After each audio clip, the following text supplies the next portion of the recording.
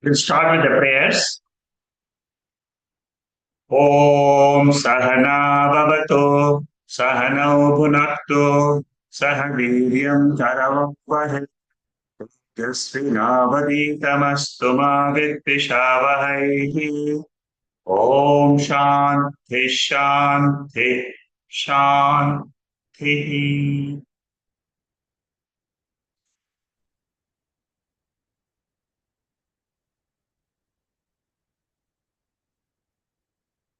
We are doing Prasno Upanishad, the Shankara Bashyam. We are in the last chapter, the sixth chapter, and we are starting today the third mantra.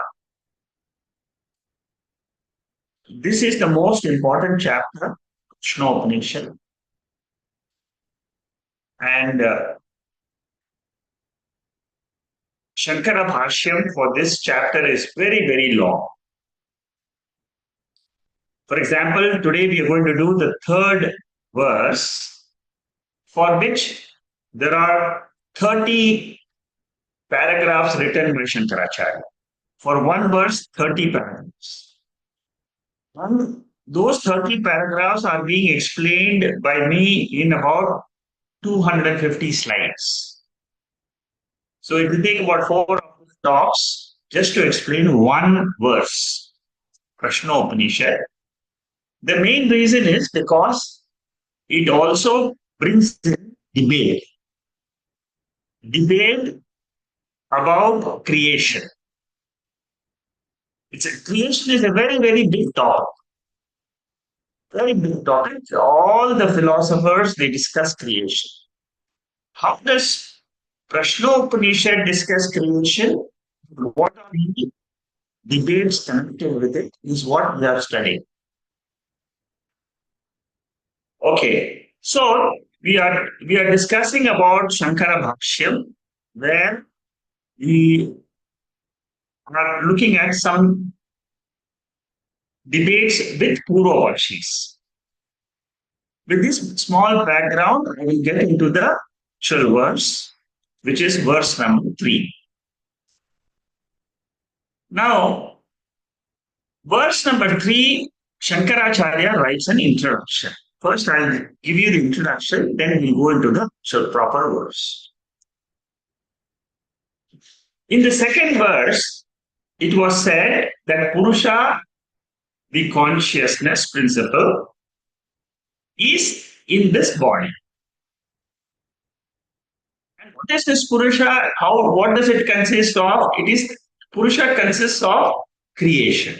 Creation made up of 16 parts. When the teacher says that the creation is available, this Purusha is available right now here. So this Shakshi Chaitanyam is available in the body. Now in this particular Upanishad, it gives additional information about where is this Purusha. What is that additional information? Additional information is this Purusha or consciousness is something in whom the entire universe is rising, it is existing and resolving. This is a very, very important definition of Brahman or Purusha. Very, very important, because always we must keep in mind this background information when we are discussing all the Upanishads. Because the topic of the Upanishad is Brahman. Brahman means there is something which I don't know, and something which is an adhishtanam, which is a substratum for the entire universe. The seeking is for seeking this Brahman. We are not interested to know who am I with reference to the body or mind. What we are all looking for is to find out, is there anything beyond the body and mind? So the most important definition of this Brahman is it is Shrishti Sthiti Laya Karanam.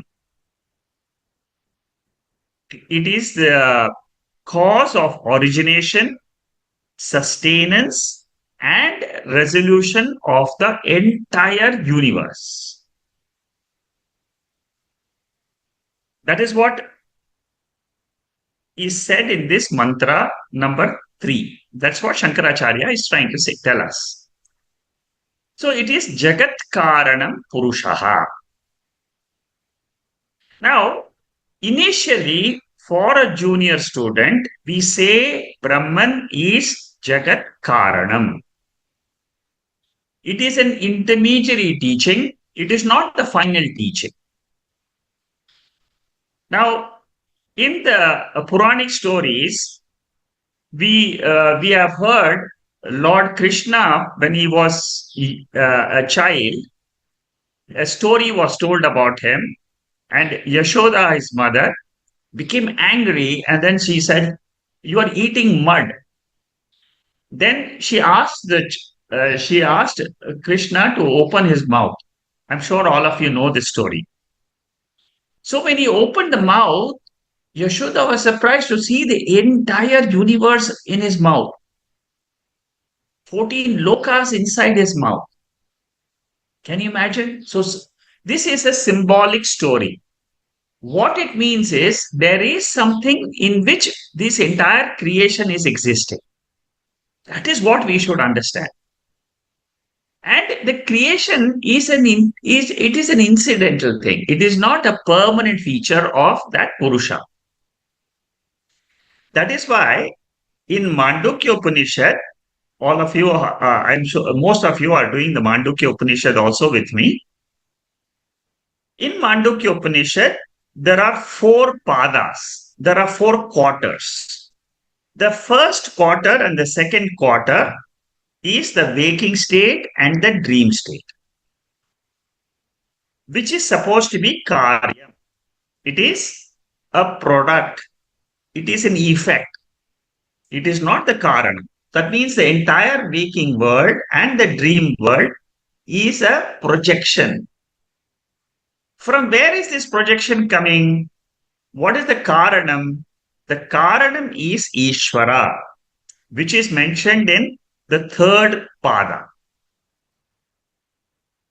Now, Ishwara has got 2 natures. One is as the Jagat Karanam, which is with Maya Shakti. There is the same Ishwara without Maya also. Very, very important point to understand Mandukya Upanishad, Prasno Upanishad, any Upanishad. This Brahman has got 2 natures. One is with the creation, another is without the creation. Without the creation, it is called as Vilakshana Pada, beyond creation. And that is its intrinsic nature. Can there be something like this? Our eyes will not know this. Our eyes are very limited. Our sense organs are limited. Our mind is very, very limited. It can only know some gross objects. But to know this Brahman, to know this consciousness, you require a pramanam of Upanishads. So, this Mandukya Upanishad, this particular chart which I am showing here, is a very, very important chart. This explains the entire Vedanta. And what is the Vilakshana Pada is Turiya. Now, Virat Hiranyagarbha Virat means what? Those who are doing Mandukya, they will know. Virat means the entire Sthula Prapancha, the entire world of objects. Hiranyagarbha is the subtle. Like we have a prana, we have a mind. Similarly, for the entire universe, the Virat Devata has a subtle mind called as Hiranyagarbha. Now, both these are born, both these are effect. What is the Karanam? Ishwara, the subtle. The subtlest in creation is Ishwara. That is the Karan. Now, all these three descriptions are called as Adhyaropa, superimposition. Once we have done the first stage of superimposition, then the student is told by the Upanishads in the seventh mantra of Mandukya that this Karyam and Karanam, they are not the ultimate. Beyond this Karanam and Karyam, there exists Nirguna Turiya Atma, which is explained in the seventh mantra of Mandukya Upanishad. And when we do this seventh mantra, the first portion says, it is not the waking world, it is not the dream world, it is not the sleep world, but it is something beyond the three worlds. That world is Achintyam, Avyavaharyam, Prapancha Upashamam, Shantam, Shivam, Advaitam. These are all the descriptions of that pure state of consciousness. That pure state of consciousness, no need to search anywhere. It happens to be my real nature. That is the teaching. Creation is not the subject matter of the Veda. Creation is a big distraction. We are all obsessed with the world. Therefore, the Upanishad comes down to our level and says, this is creation. And who created it? Bhagavan created.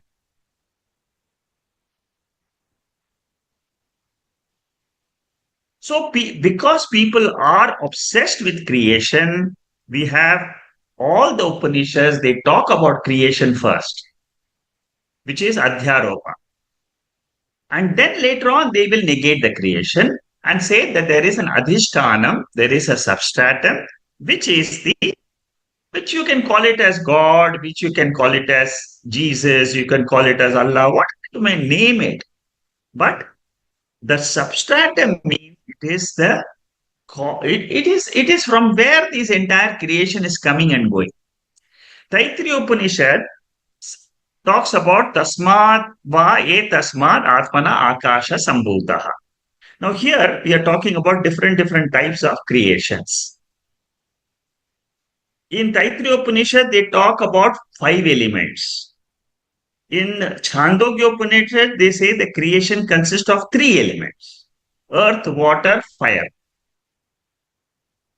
Space and air are added in Taittiriya Upanishad. In Chandogya, they start from only these 3. Now, in Prasno Upanishad also, they give some order in the next mantra that we will see later. Here, the teacher is saying, even though creation is not the primary subject of the Vedas, it is only the first stage of understanding the ultimate, which is pure consciousness. Now, Darwin's theory in science talks about after Big Bang, what happened. Before Big Bang, there is no news. There is absolutely no idea what was existing before Big Bang. After the Big Bang, galaxies were formed, plants came in, continents came in, unicellular bodies were formed, and then from there, evolution started. So creation has a focus amongst all the philosophers. What is Advaitam stating about creation? Mandukya Upanishad has got this wonderful verse in the 2nd chapter, which we finished in the very recently. There it said, "Na nirodho na chotpattir na baddho na sadakaha." From the point of the ultimate substratum, there is no creation. Only from the standpoint of Paramarthika Satyam, not with reference to Vyavaharika Satyam. That is why in Veda, we talk about Paramarthikam, Vyavaharikam, Pratibhasikam. Pratibhasikam means dream state. Vyavaharikam means our waking state. Beyond the dream world, there is a waking world. Beyond the waking world, there is Atma. There is Brahman.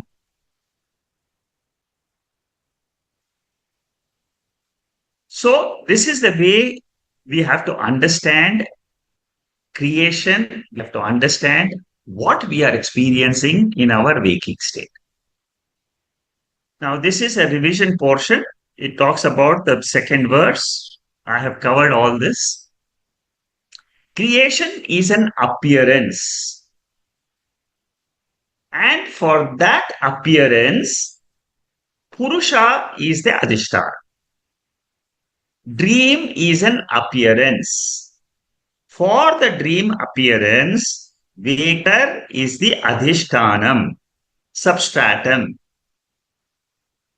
See, whenever we try to understand what is this Atma, what is this Brahman, how is it Jagat Karanam, we must always go step by step. Try to always take the example of dream and Vaker. Vaker is the Adhishtanam. Then we understand dream is Mithya. How to understand Vaker is Mithya? There is one step higher you have to go. Brahman or Turiyam is Satyam, waking world is Mithya. And how do we do this? Adhyaropa vadabhyam nishprapancha padarsanartham. The methodology of Adhyaropa and Apavada, our intellect should be able to rest on that Turiya Atma. So, with reference to creation, we should not ask too many questions. See, many a times in my Bhagavad Gita classes, always students would ask me, how did the creation come? Why did it come? When did it come? And what is the purpose of creation? Is God, what is the nature of God? Is he merciless? All these questions come. But when you come to Upanishad discussions, this is the truth. The truth is creation is mithya. Satyam is I, the consciousness. I, the Sat Vastu. In Vichara, we talk about three types of Shrishti. Vichara Sagara, as I told you very often, it is a very high level text and very, very long, very big text. And when I say big, it means what I'm saying is my notes on Vichara Sagara runs into about 7,000 pages. So you can imagine it is available in the website. Now, in that text, Nishcharadasa, the author of that text, says Srishti in the Veda is described in three ways. One is Krama Srishti, which we are all aware of. Taittiriya Upanishad, Chandogya Upanishad, there is an order in creation, which we will be studying here also in this Prasno Upanishad. But when Upanishad talk about, when in Prashno Upanishad, there is an order, at the same time there is a disorder also. What is the disorder? Suddenly, in the next verse, you'll find the details of the creation. How did the creation come and so on. So Krama Shrishti is where there is an order. From Sukshma Bhutas, Sthula Bhutas came, and before Sukshma Bhutas, there was a process of Panchikaranam. All this is explained in Tattvabodha. That is Krama Shrishti. Akrama Shrishti is disorderly creation.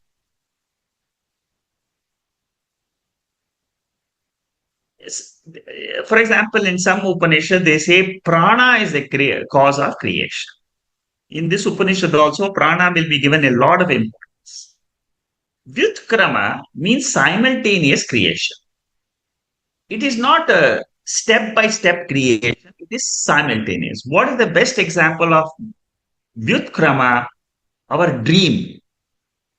Our dream world, it is not one by one, slowly from the Stula, Shukshma Shariram and all that, you get the entire creation. We don't see that process. Our mind projects straight away Vyutkrama. Vyutkrama means simultaneous creation of objects and beings. Upanishad is not bothered about order in creation. There is no tatparyam. Tatparyam means it is not an essential topic. Therefore, there is inconsistency in Vedanta, Upanishad about creation. So people who have studied many Upanishads, when you study Taittiriya and you study Chandogya Upanishad or Prasno Upanishad, you should not ask a question, why this Upanishad talks creation in this way, Bhagavad Gita talks about in Sankhya way, different Dakshinamurti talks about different creation type of, model of creations. And of course, science and all other philosophers have their own ideas and their own models of creation. As I told you, Taittiriya Upanishad, 5 elements, Akashat, Vayu, Vayot, Agni, and so on. Chandogya, 3 elements. Prashno Upanishad, Mundaka Upanishad, they both have the same type of creation. Because Mundaka Upanishad is a mantra Upanishad, Prashno Upanishad explains Mundaka Upanishad. So there is a relationship between Mundaka and Prashno, which I have told you before in my previous chapters discussions also. In Mundaka Upanishad, what is the creation? From Prana, from him are born Prana, mind, organs, sky, and the Panchabhutas. So here, Prana is said first, mind is said second, then the organs, and then the 5 elements. Kaivalya Upanishad also talks about the same like Mundaka Upanishad. From Prana, mind, and the Panchabhutas came in. It is not that the Panchabhutas came first and then the Sukshma Sharira came. Now, this order, you accept it as per whichever Upanishad you are studying, you understand that that is the creation. So, sequence of Sukshma Bhuta Srishti and then Prana, this sequence is not very important. It is not crucial. It is not the Tatparyam. It is not the main message of Upanishad. Therefore, don't worry about creation at all. Always keep focused on what is the substratum. Where does this creation come? Where does it rest? And where does it resolve? That is why the Brahman, the basic definition of Brahman is extremely important. Now, in this Upanishad, Prana is given a very big importance. I'll explain to you why. Prana is the Prana Tattvam in the body.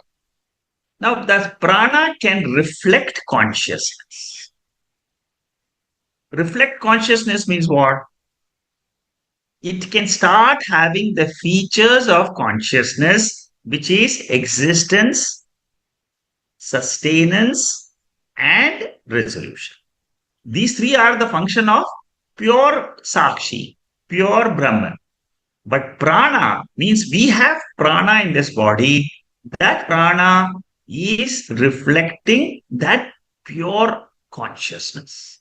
So life origination for Vedanta is with the origination of Prana. Logically also we know that as soon as the Prana comes into the body, then the entire life begins.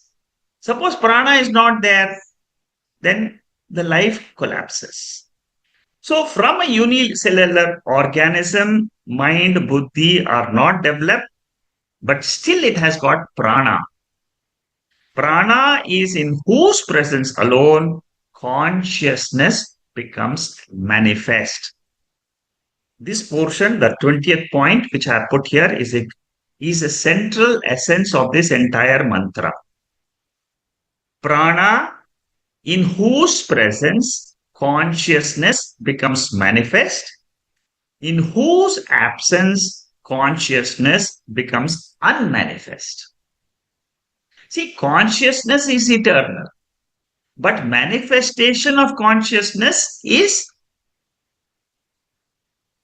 possible and it is impossible. In a dead body, prana is gone. Chidabhasa is not there. Chit is not manifest. Whereas in a living body, prana is present, chid abhasa is present, and chit is manifest. Now, it's a it sounds very abstract, the reflection of consciousness in the prana. It is an abstract topic. It is a very subtle topic, but you have to understand it like this.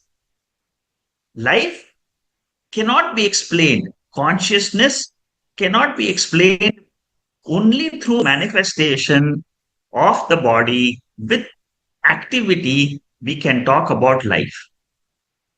Manifestation of life, travel of jiva, all are explained only because of prana tattva. A dead matter, for example, a desk cannot move. It is inert. You cannot talk about travel of a desk by it on its own. But a human being can travel because of the prana tattva.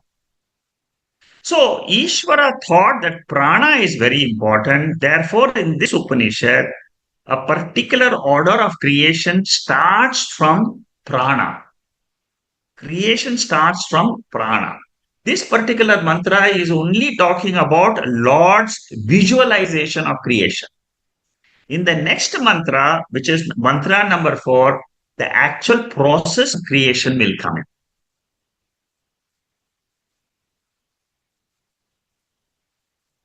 Many people ask this question, whether karma came first or living being came first. How did the first creation come? How did the first karma come? So for such questions, the Guru tells, yes, there is creation. That is Adhyaropa stage. Remember this. Only during Adhyaropa stage, we talk about creation. Apavada stage, we say there is no creation. So students use Satkaryavada, Asatkaryavada, and Karma Karyavada. These are the three. These are the three philosophers. Satkaryavada means what? From this the creation was already there, but it manifests. Asat Karyavada means creation was not there at all. From nothing only creation comes. Karma Karyavada means because of karma only creation comes. All these creation theories are negated in Mandukya Upanishad. And when we say that creation is mithya, what is the proof which we use? Kathopanishad. Neha nana asti kinchana. We have done Kathopanishad, this particular mantra. When we did Kathopanishad, I told you it's a very important mantra. This particular mantra says that there is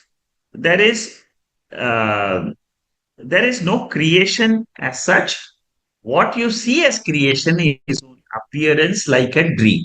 It is only an appearance. Your dream came and went. The creation, this waking state also will come and go. So this is the Brahmastram. For all the Vedantins, in Vedantic philosophy, the most important point is that whatever other philosophers will talk, oh, in creation, it has come from Sat, it has come from Asat, it has come from Karma, all those things we refuse because of this, the strength of this particular verse of Kathopanishad. And there are other Upanishads, Kaivalya Upanishad, also there is, na bhumi rapo na vanne rasti, those mantras you should remember. Now, Sankhya, which is a main component of Advaita Vedanta, talks about Prakriti being the cause of creation. Prakriti means what? Panchabhutas. I'm going to, from here on, I'll be talking a little bit more about Sankhya and how Sankhya is refuted by Shankaracharya. Now, Prakriti is the cause of creation. If Prakriti is the cause, Prakriti means what? Matter is the cause of creation. What Shankaracharya asks is, can matter alone create the world? Or do you require an intelligent cause, which is Ishwara? Can Prakriti create the universe, or does it require the help of Ishwara? So here in this Bhashyam of this third mantra, Shankaracharya spends a lot of time with Sankhya. And finally, he will dismiss their theory. In Brahma Sutra also,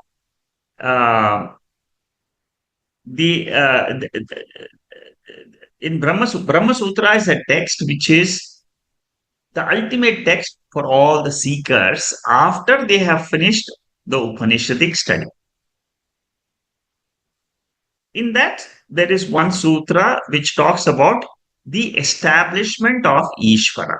It is in the first chapter in the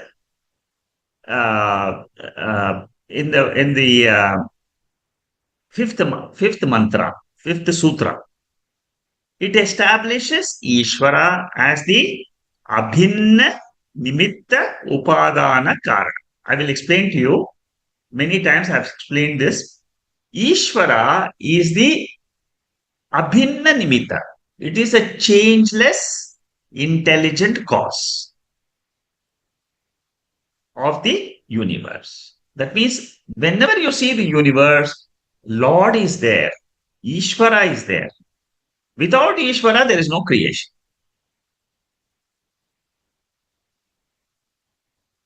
So Sankhya does not believe in Ishvara. What does Sankhya say? Sankhya says there is no Ishvara. It is Nirishvara Vada. And it accepts many jivatmas. Sankhya accepts many jivatmas, accepts Prakriti, which is Panchabhutas, but it does not accept Ishvara as the Srishti Karta in Sankhya. So in Sankhya, Srishti Karta is matter principle, Panchabhutas. Shodasha Kala Purusha Ikshata. That is what is said in the mantra, in the Prasno Upanishad. Ikshata means what? Visualized. Now, Shankaracharya is asking the question to Sankhya people. How can you have matter evolve or matter create the entire universe without an intelligent principle? For example, if you have vegetables at home, without a cook who can cook the vegetables cannot join together and become a dish. A Cheta Tattvam is required for creation of a dish at home and also creation of the entire universe. Ishwaraha asti nimitta karanatvat. Nimitta karanatvat means what? There is an intelligent cause in the creation and you cannot negate Ishwar. Taittiriya Upanishad gives 7 reasons for Brahma Astitva. I've done Taittiriya Upanishad. You can go back to the notes of Taittiriya where we discussed this. Okay, now this was the introduction to the third verse. Can you imagine so much was Shankaracharya talks about in the introduction itself? Now let us play this verse and let's see how this is chanted.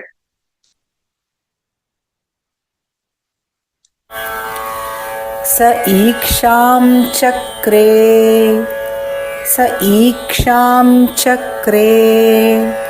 कस्मिन्नहमुत्क्रान्त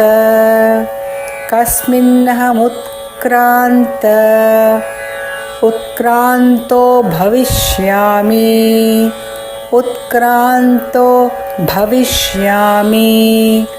कस्मिन् वा प्रतिष्ठिते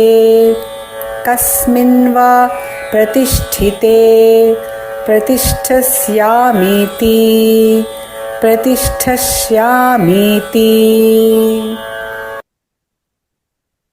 So this is the third mantra.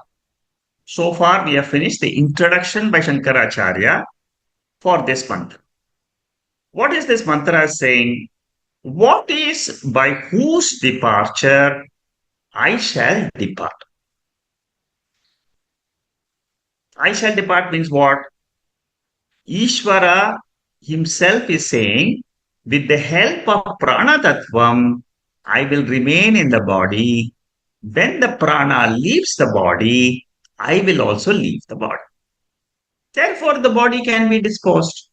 When there is no Ishwara present in the body, as long as Ishwara is present in the body is active. The body is running, swimming, working, deciding so many things. You can be a president of a country.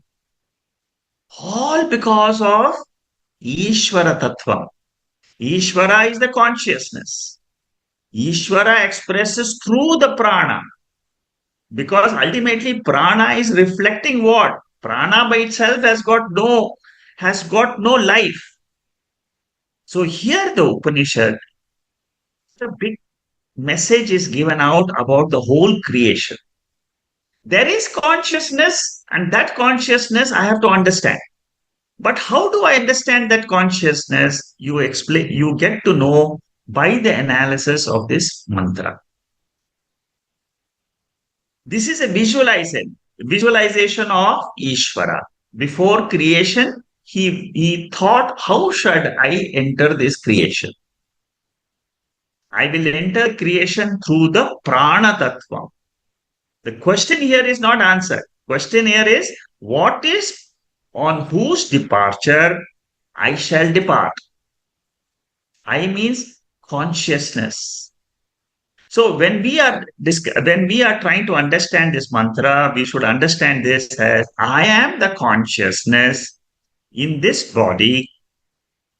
As long as the prana tattvam is there in this body, I will be able to have experiences through this body. When the prana tattvam decides to leave after the end of prarabdha karma, then for me, the jiva the paramatma which has entered this body, for me, these experiences will not be there. Experiences is not there doesn't mean I am not there, like in sleep. In sleep, there are no experiences. Deep sleep. In deep sleep, there are no experiences, but I still continue. That principle which continues in sleep without any vyavahara is consciousness. It is this Purusha. It is possible that nature of consciousness each one of us can know when we understand the sleep state and say, that is my reality. What about this Jagrat Avastha, which we are experiencing so much and we give so much importance to this? Upanishad says Jagrat Avastha is an incidental nature. If you want to know who you are, drop the Jagrat Avastha identity and ask the question, who am I? That will give you the real answer. Many people don't know how to answer this question, who am I? An analysis of this third mantra, which runs into 220, 250 slides, with 30 topics of Shankaracharya, a very detailed one with debates. Many topics are for the debate with Sankhya. And when they do the debates, sometimes it may be confusing, but you should get the gist of the reasoning, which we will slowly study and understand. So this is the background. This is the gist of this. This is the gist of this shloka. Ikshan Chakre means Lord visualized. Similarly, there is a corresponding mantra in Mundaka Upanishad, as I keep telling you, the Prasno Bashyam is an elaboration of Mundaka Upanishad. In Mundaka Upanishad, this mantra comes in the first chapter. It talks about Brahman, that pure consciousness, and who knows everything in this creation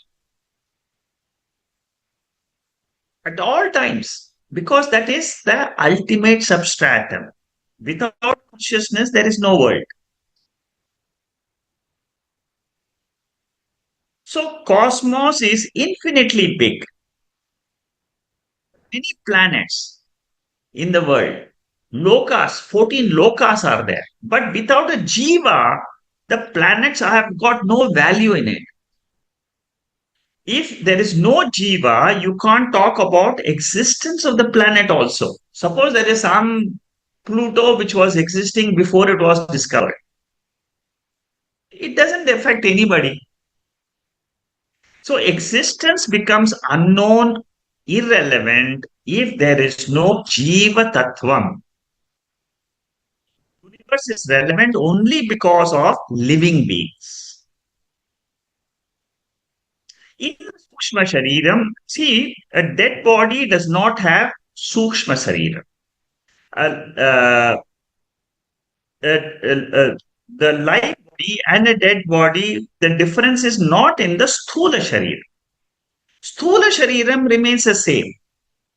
The gross body of a living person and a dead person remains the same. We see it, it is experienceable. But what makes the difference between the two? The Sukshma Shariram, which is the Prana Tattvam, the mind, the sense organs, the faculty to realize, to know through the sense organs, that faculty is called as Sukshma Sharira. Mind is Sukshma Sharira. Intellect is Sukshma Sharira. Vasanas are Karana Sharira. Because of vasanas only, we take up, they are the cause of the Sukshma Sharira. Vasanas is causal body, Karana Sharira. So, in Chandogya Upanishad and Pradhanika Upanishad and in Keno Upanishad, there is a story. What is the story? You see, now we have left the Stula Shariram. So, Stula Shariram, whether it is buried or burnt, it doesn't make any difference to the Jiva because Jiva is not there. Now, in the story, for example, in the story of in Chandogya Upanishad, the 17 organs decided, which make up the Sukshma Shariram, they decided to have a debate amongst themselves. What are the 17 components of the Sukshma Shariram? Pancha Jnanendriyas, Pancha Pranas, Pancha Karma Indriyas. 5 organs of action, 5 organs of knowledge, and 5 pranas. This makes to 15. Then there is 2, which is mind and intellect. Mind and intellect plus this 15 becomes 17 organs. They all went to creator Brahmaji. And then what did they ask? Now you, Brahmaji, you tell us who is the greatest of this 17 components of the Sukshma Sharira. Because all this is basically, it is a story. Only to say that one amongst these 17 is the greatest. Brahmaji said, he gave a test to them, to all the 17 organs. He said, all of you are there in the body? Yes, all of us are there in the body. Now, who is the most greatest among these 17? Who is the greatest in the body? Brahmaji said, each one of you go out for 1 year. Then come back and see what is the condition of the body. The eyes went off, nothing happened to the body was still surviving. The sound, ears couldn't hear, it went off, but the body was not disturbed. Mind also went off, nothing happened, body survived. Ultimately, all of them went and came back. They asked Prana, you go. Prana said, okay, I will go. The moment Prana decided to leave the body, immediately all other sense organs, they were collapsing. The life in the sense organs, the life in the mind, life in the intellect, they started collapsing the moment Prana was about to leave. So therefore, in Chandogya Upanishad, Brihadaranyaka Upanishad, and Keno Upanishad, the story ends and says the prana is the ultimate essential factor in this body. It is Jeshtaha, it is Shreshtaha. Jeshtaha means it is the eldest. Eldest means the firstborn. Sukshma Shariram is born before the Stula Shariram. In a baby also, the Sukshma Shariram is born first and then the Stula Shariram develops later. Now, in the presence, so now the story continues of what the Lord was visualizing. Only in the presence of prana, Ishwara thought, I can remain in the universe and in the body. In the universe, I can remain as Ishwara. Because of the Sukshma Prapancha, in the Jiva, in the body, in the Shariram, I can remain because of Prana Tattva. If Prana goes away, Jivatma goes away. If Prana comes, Jivatma comes into existence. Very, very important factor.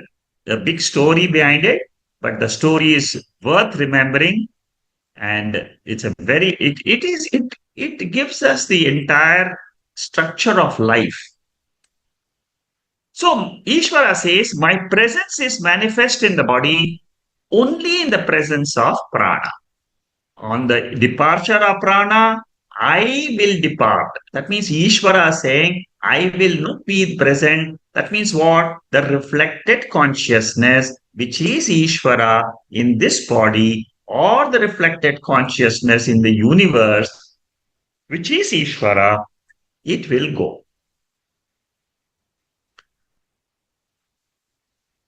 So this mantra talks about Ishvara's visualization. Now, next is the Bhashyam of Shankaracharya. It starts from here for the third month. From 264 onwards, it goes on till 292. It started from 262. So about 30 topics are there, which Shankaracharya explains in this. It is the longest portion of Shankaracharya's commentary in Prasno Upanishad. So many other five chapters we finished very fast. But for the sixth chapter, we will be taking maybe another 10, 12 sessions. Saha Purushaha Shodasha Kalaha. This Purusha has got 16 parts. That Purusha, which was answered by the Pippalada to Bharatwaja, the disciples. Srishti, universe has to be created. Why is universe created? For the benefit of Jiva. The higher lokas are for exhausting the punya. The lower lokas are for exhausting the papa. The middle loka is for exhausting both punyam and papa. So Manushya loka is the middle loka, where we are all there. So in this loka means field of experience, as discussed in the 13th chapter of Bhagavad Gita. It talks about Kshetram and Kshetra. So, karma phala anubhavartham is jiva. At any time, you want to understand why somebody is having this status of mind, this status of experiences, the answer is given here. Never ask the question why somebody is having wealth, even though he is not so bright or brilliant, but he is enjoying this world because of punyam done in the past. Some with are very good people in the world, but they are all suffering. Again, no explanation except punya papa karma. Mundaka Upanishad talks about the celestials, the men, the birds, the bees, and everybody is all coming because of the law of karma. The entire four Vedas are meant for moksha for a jiva. The creation, which we talk about, because of Panchabhutas, are under the control of Ishwara. And they are put together, the body is put together by the Panchabhutas. But what is the intelligent factor? It is Ishwara. Next topic, 265. Here, Shankaracharya talks about how this creation comes about and what are the different theories. Darwin's theory explains how the living being evolves from a unicellular to a human being. How one type of living being adapts to the conditions and changes its conditions. For example, a dog in the Himalayas, it develops fur because of the cold in the Himalayas. But a dog on the streets on the land in our area, the dogs will not have fur. So one living being adapts and becomes a modified one. That is explained by Darwin's theory. How inorganic matter becomes a unicellular organ, how complex this living being is, which is 1,000 times higher than the matter, inorganic substance, that science has no answer. Darwin also has no answer. The complexity in an organism when it comes to a human being is the highest. Now, that is explained only by Veda, and that is explained because of Ishwara's anugraha. We always talk about Ishwara being the intelligent principle who puts together the entire creation. Even in a small ant, there is consciousness, there is prana tattvam in an ant also. Can you imagine? Ant is moving so fast. Look at the Lord's creation. From an ant to an elephant, prana tattvam reflects consciousness in the body and makes it alive.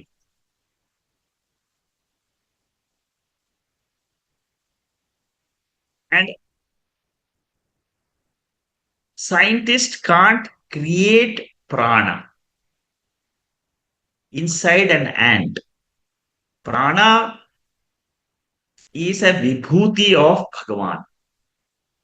10th chapter of Bhagavad Gita, if you study the 10th chapter, Lord says, I am everything in creation. What are you talking about? You see anything in creation, any marvel in creation?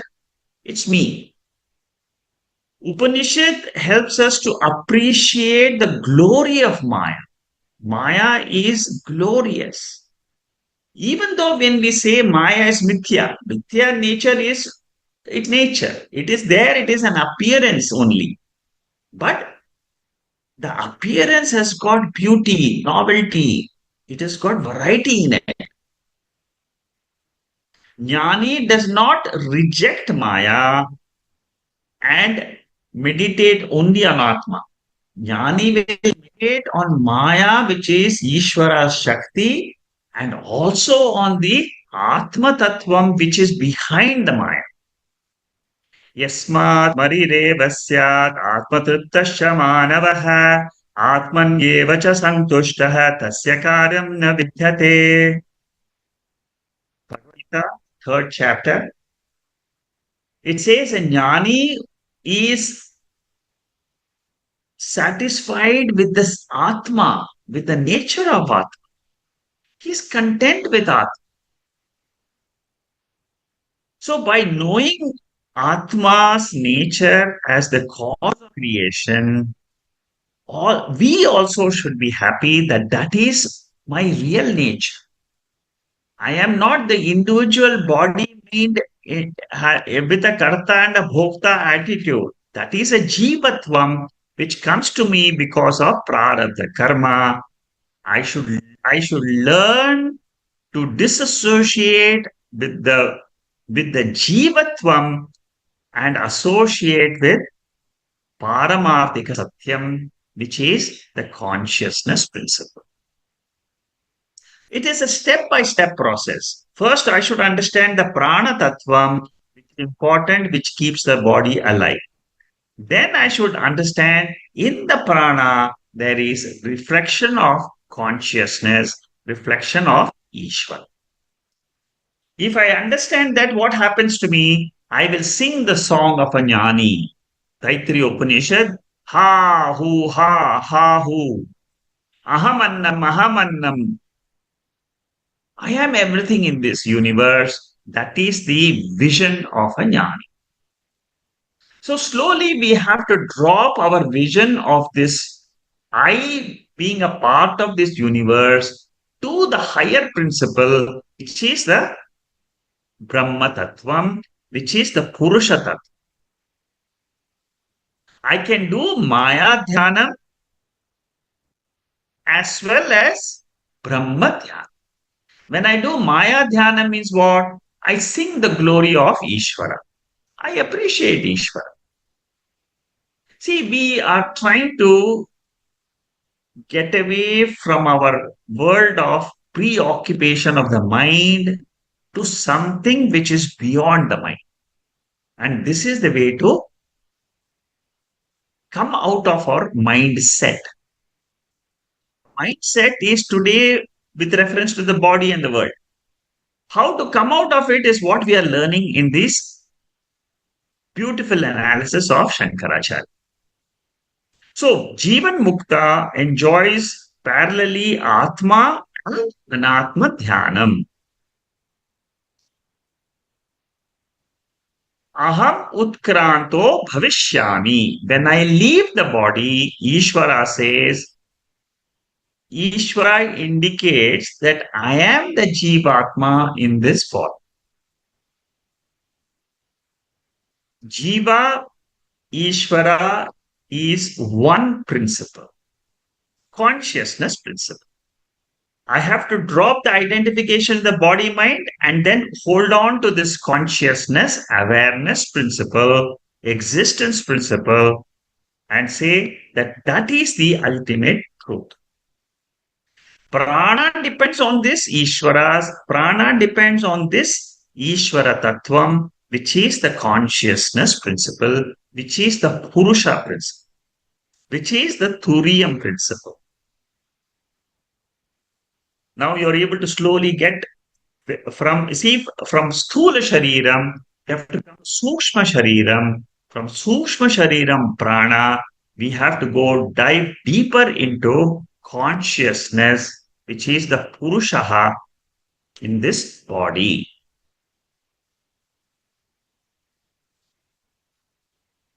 Okay, now in the next topic, Shankaracharya brings in the debate. Slowly, he will start the topic of debating with the between Sankhya and Advaita. In the 266th topic, the debate starts. Sankhya is a philosopher. He's got a philosophy which talks about Pradhanam and Purusha. Pradhanam means matter principle. Purusha means consciousness principle. Matter principle, according to him, is the creator. We will see how he is explaining when we go through these slides. Slowly, you will understand. So here what he says, Shankaracharya says, Sankhya people will come and say, this Advaitic knowledge of Purusha is not correct. Atma is Akarta according to Sankhya. So try to understand Sankhya and Advaita. When you understand Sankhya, Sankhya has got a very complex philosophy. Don't get lost in Sankhya. Keep that as one of the opponents. You see, some of our minds may have some doubts about consciousness, whether it is really the cause of creation. Now, those doubts are cleared when we go through this debate in depth. Sankhya says, Atma is Akarta. Vedanta also says Atma is Akarta. But Sankhya says, Atma is Bhokta, which is a very, very strong idea in Sankhya's mind. Consciousness is the Bhokta. Bhokta means what? It is the one which is enjoying the world. But that consciousness is what Sankhya doesn't say it is Jivatma or Paramatma. He only says there is a Pramata, there is a there is a Purusha which is according to him is basically Jivatma only. He doesn't think about Paramatma. He is a Nir-Ishwara Vadi. So who is the Srishti Karta? Means who is creating this world according to Sankhya? According to Sankhya, Prakriti is the creator of this universe.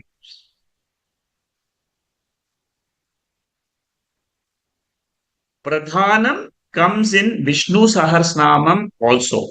In those of you who know how to chant Vishnu Sahasranamam, you will remember this third verse. Yogo yoga vidam neta pradhanam purusheshwarah narasimha vapu shriman keshava purushottamah. here also, uh, what the master of Pradhanam or Prakriti. Pradhana is used by Vedanta also, but in a slightly different way. Pradhanam means matter, but matter is not independent. According to Vedanta, matter depends on consciousness, on Purusha. Whereas in Sankhya, matter is separately existing, independently existing, and Purusha, the consciousness, also is independently existing. Pradhanam does not want to do anything for its own sake, but Pradhanam does everything for the Purusha. So Purusha, according to Sankhya people, Purusha cannot cook, but can only enjoy. In many houses, men don't know how to cook. They can only enjoy. So it's very similar to Sankhya system. What Pradhanam does for the sake of Purusha is it makes variety in this world. So matter gives variety to this world for a conscious being, according to Sankhya. That conscious being is also independently existing and the world is also independently existing. In this theory, it is Dvaita. And in Dvaitam, you can never get moksha. That is the problem with Sankhya. Artha, Dharma, Artha, Kama, Moksha, according to Sankhya, they say that matter itself can give you moksha, but Shankaracharya says moksha is not in Sankhya system because it is Dvaita principle. Always you will say independently both are there. Whereas in Advaitam, consciousness is the substratum on which the matter rests. So, Pradhanam has to get converted to Sthula Shariram and Sukshma Shariram. It has to undergo change, transformation. Now, the stage of how does creation takes place according to Sankhya is explained in the following slides.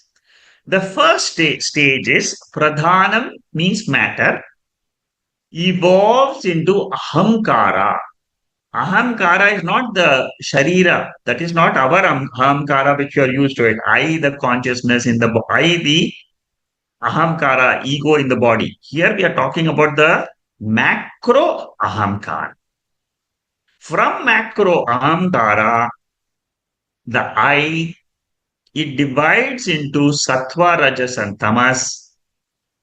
The Sattva evolves in mind, Rajas involves into the 10 Indriyas, the Tamas evolves into Sukshma Bhutas.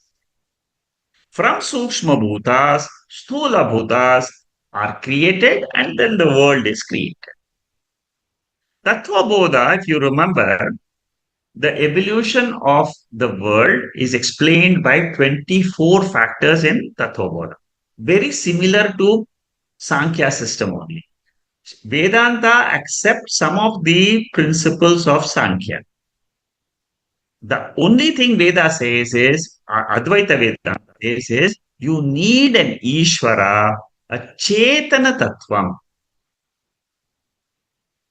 Chetana Tattva means a consciousness, sentient being is required for creation.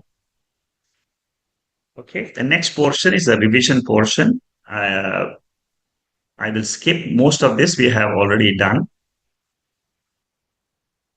Prana, explanation of prana, I have already given to you.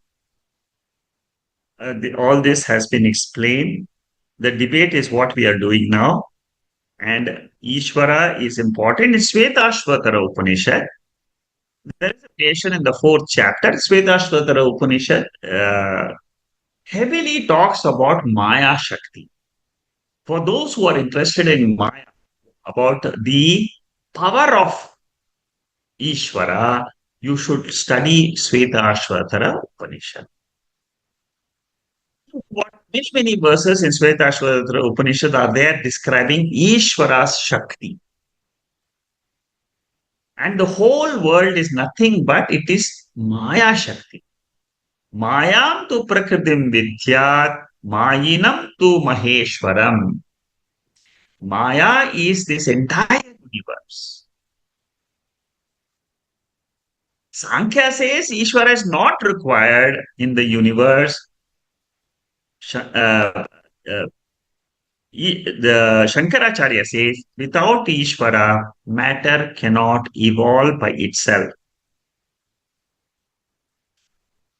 Prakriti's job is to fulfill the Jiva's requirement of dharma, artha, kama. That is that is that is correct to a certain extent, but with the help of consciousness.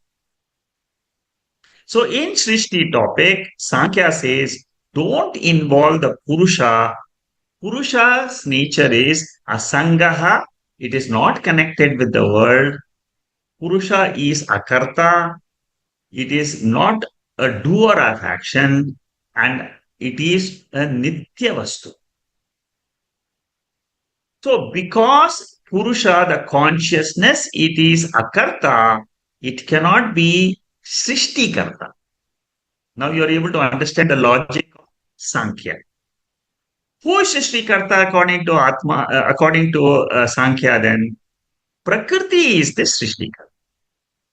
Atma is not involved at all. Atma is Jivatma. It is not a Karta. Atma is not the creator. In Sankhya, there is no Paramatma. This is how Sankhya explains the creation. Purva Bakshi says Pradhanam alone is Karta. This is, and it is only the matter which evolves into Ahamkara, Manaha, Indriya, Sukshma Bhutani, and Stula Bhutani. This is what I have explained before. The next topic, 267, Shankaracharya explains and he says Atma is not the Karta. Purusha being Swatantra, independently capable of thinking about the creation, is not correct. First, visualization is required for anything, even in our life. You need to visualize before you can act and do something. What Sankhya says is Pradhanam itself is capable of visualizing. Why are you transferring the responsibility of visualization to Pradhanam? Okay, now you understand, try to understand this concept of Sankhya. Gunanam Samyam Pradhanam.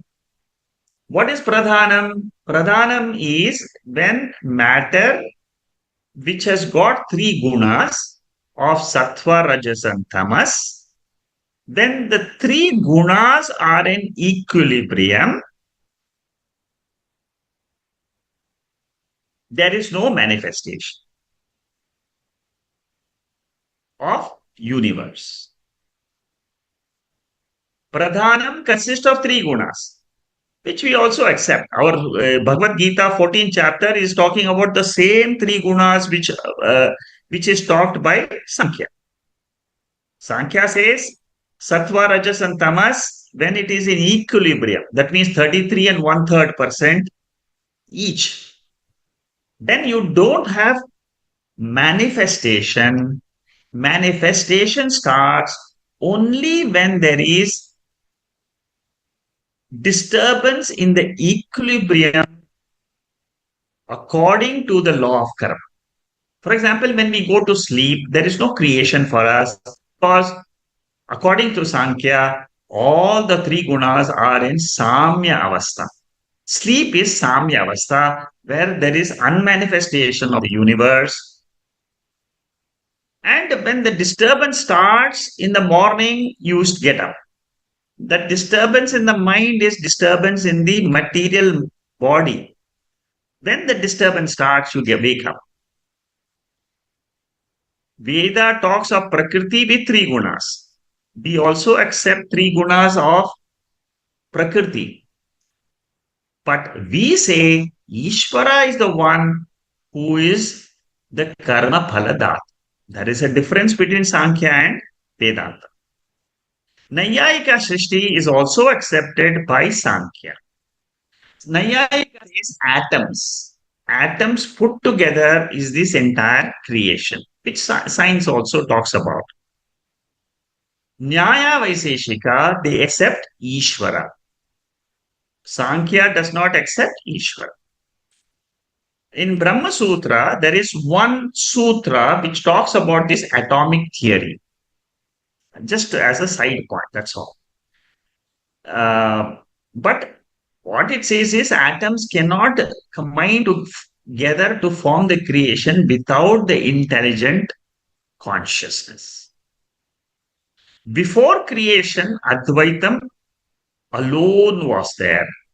Sadeva Saumyam idamagre asid.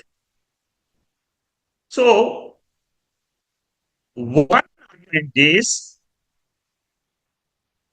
Purusha without an instrument is not a karta, is not a creator. These are all arguments by Sankhya. Purusha is powerful to create the universe, should create a universe which will give him joy. That means Atma is not a karta. Atma, according to Advaitam, is ekaha, one. So Sankhya's conclusion is what? It says Purusha is not the creator, but Pradhanam is the creator of the universe. Pradhanam alone has created the universe. That is the topic which Shankaracharya builds up in 268th topic. Now, Shankaracharya is asking a question. This is how Shankaracharya is refuting the Sankhya. Now, the refutation of Sankhya comes in. What does Shankaracharya say? You see, this is how the debate flows. This is how the Purva Pakshi Sankhya people, they give their points. Now Shankaracharya will ask a few questions. He will say, he is asking a question. Suppose you say Pradhanam can create the universe by itself. In the mantra number 3, it says Ikshan Chakre. How visualization is possible by Achetana Pradhana Tattvam? This cannot visualize. Only a human being can visualize. Then Sankhya says, he says, Pradhanam is Achetan. I agree with you. It is inert. Since it functions as intelligently like a sentient one, Upanishad is using the word sentient. Matter is actually not sentient, but matter can transform. So visualization is also something like a transformation only in the matter. He gives an example. Suppose you say, call the lift. Now, when you say call the lift cannot hear. Call lift means your calling is only is an apparent. Lift cannot listen. Calling is a figurative usage. So similarly, the Upanishad is also using a figurative expression that there is a visualization involved.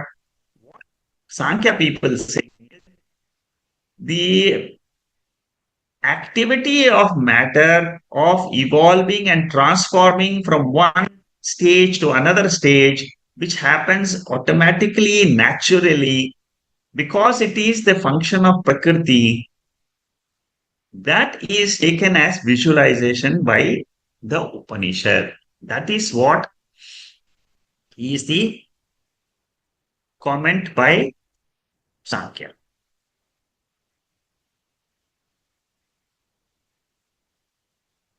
See, suppose for a king, he has an assistant who does everything. Now, the assistant does everything for the king. Similarly, Pradhanam is figuratively said to be a creator, visualizer, etc. Even though the assistant is doing the job, like the material which is doing the job, it is only a figurative explanation in the Veda, in the Upanishad. The fifth sutra in Brahma Sutra is Ikshate Ikshater Na Sabdam. This is one of the sutras, very, very important sutras, which talks about who is the creator of this universe. Is it Brahman, the consciousness, or it is Pradhanam? The same explanation which is there in the Brahma Sutra, Shankaracharya gives that reply here in the 269th verse. First level of reply is Sankhya to Sankhya. He says,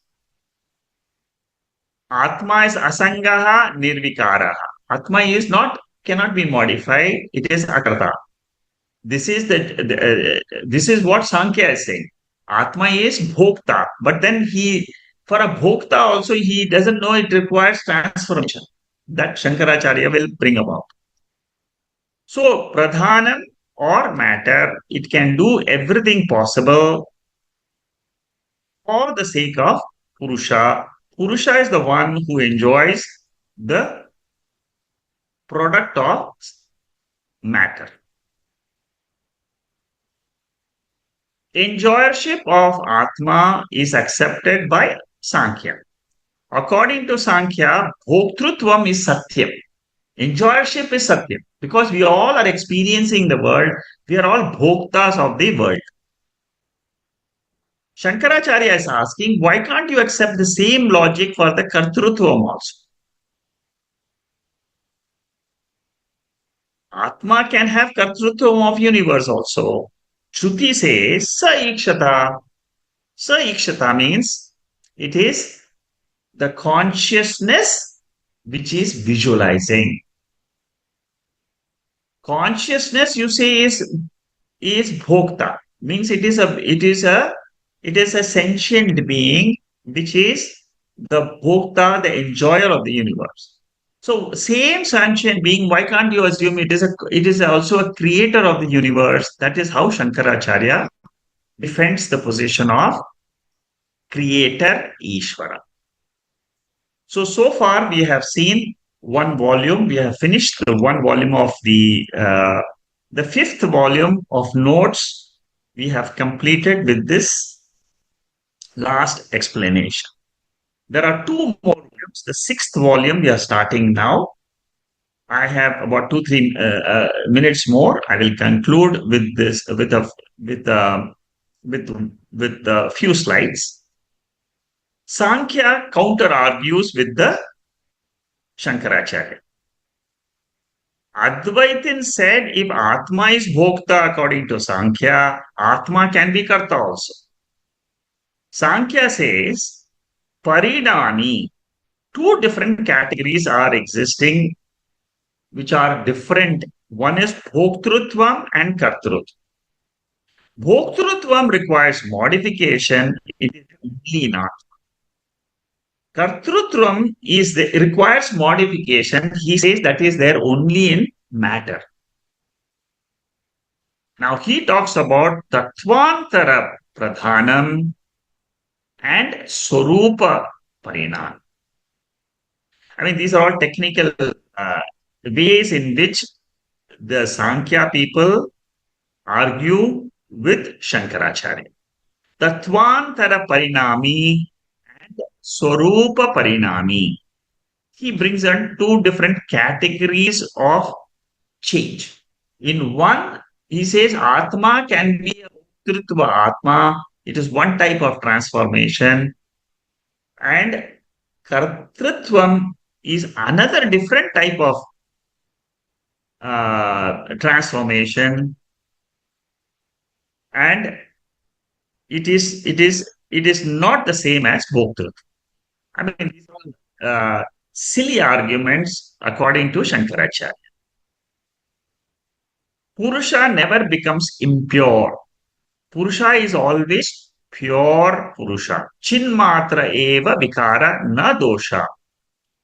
Means three doshas are talked about here: anityatva dosha, ashuddhatva dosha, anekadatva dosha. These are all slightly technical, um, and Purusha can't be a Srishtikarta is the ultimate view of Sankhya. The answer to this aspect is given in the next paragraph, which we will take up next week.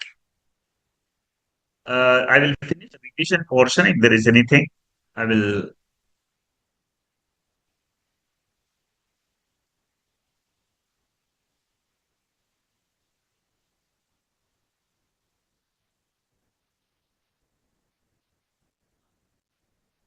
Prakriti creates the body, creates the mind, and creates the world for Jiva. This is Sankhya's view. Prakriti is Karta, Purusha is Bhokta. Both are real and both are independent. Prakriti is not a Bhokta, Purusha is not a Karta. Okay. Uh, he talks about problems in Advaita theory, where he says Purusha alone is there, Akarta, Nirvikara, it cannot do Srishti. See, in Advaita Vedanta, we talk about Purusha. Purusha is alone there, but at least that, you see, he doesn't understand the different levels of Paramarthika, Satyam, and Vyavaharik. He in Sankhya. That is why he gets into this problem of Anityatvam, Anekatvam, and Ashuddhatvam. So Shankaracharya has got two tasks. He has to defend Advaita theory of creation, and he also has to find out what are the loopholes and what are the drawbacks in Sankhya, which he does in the 271st topic. Okay, I will stop here. Next week, I will start from the 271st topic, and then this is like I told you, this is 271. It goes on for another 20 topics. 271 to 291, 20 topics are there, where Shankaracharya, see, this debate keeps on happening, but through this debate, we get some deeper insights into Advaita Vedanta. That is why these things become more interesting. Okay, now I'll stop. Oh.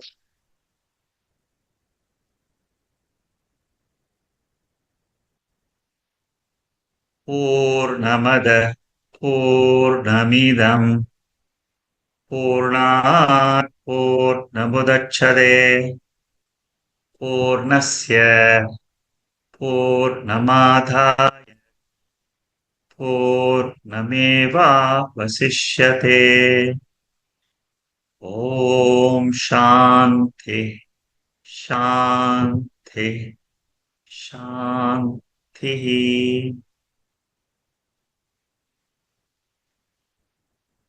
Okay.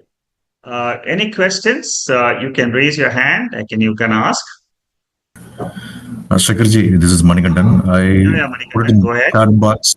I put it in the chat box, but I will repeat it here. I think it's not. Okay, let me put the chat box. Okay. Sankhya is matter, produces consciousness. Advaita is consciousness, produces matter, and reflected consciousness by the power of Maya. So, is Maya reflected consciousness or matter? Okay, very good question.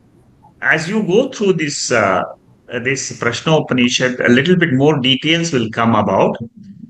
This question, what you're asking, will get answered.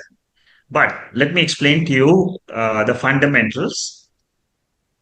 See, matter According to Advaitam, let me explain that to you.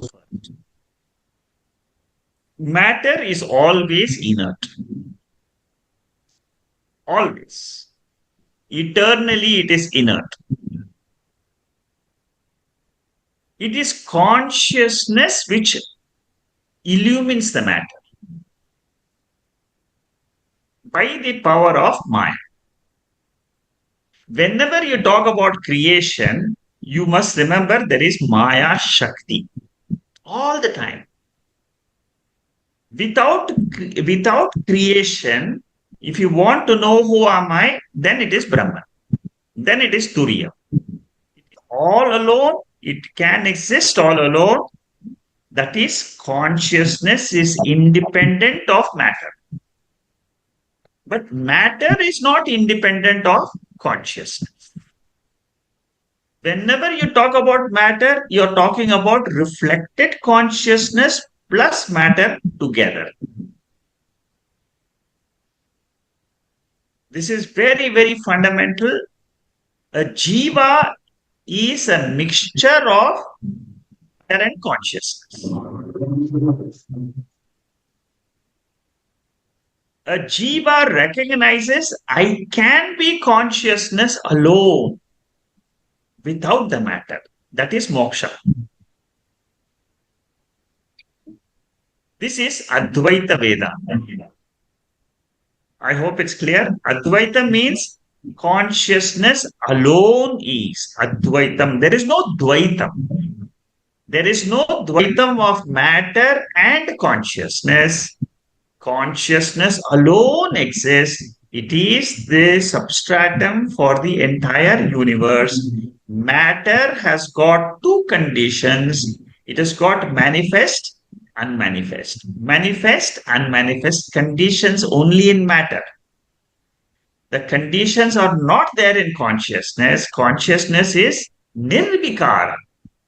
Matter is vikara. It transforms. This is Advaita Vedanta. Advaitam is very easy to understand because we are all studying Advaita Vedanta right from Tattva Bodha till today.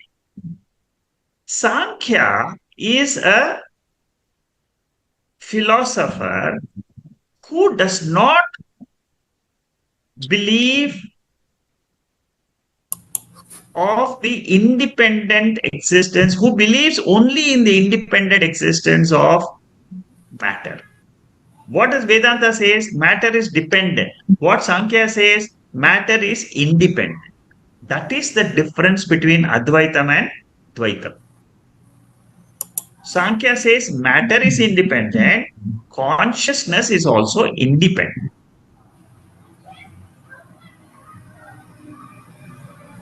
Consciousness is bhokta, which is what we are studying now.